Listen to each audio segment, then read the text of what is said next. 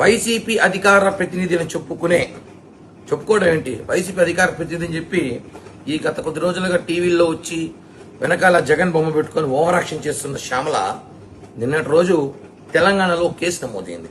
అది ఎట్లాంటి కేసు అంటే, యువకుల్ని టార్గెట్ చేసి ఏదైతే బెట్టింగ్ యాప్స్ పేరుతో బలి తీసుకుంటుందో దాన్ని ప్రమోషన్ చేయడం.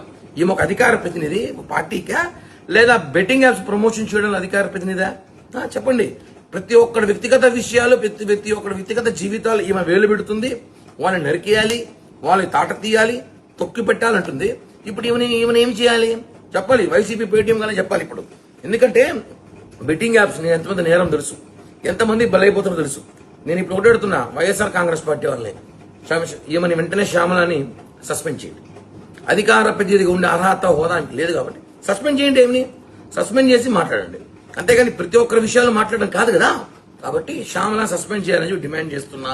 అదేవిధంగా ఏదైతే ఏపీలో కూడా బెట్టింగ్ యాప్స్ ద్వారా చాలా మంది యువతులు బలయ్యారో అవన్నిటి కూడా పరిశీలించి ఈమె మీద కేసు నమోదు చేసి మర్డర్ కేసు పెట్టాలి.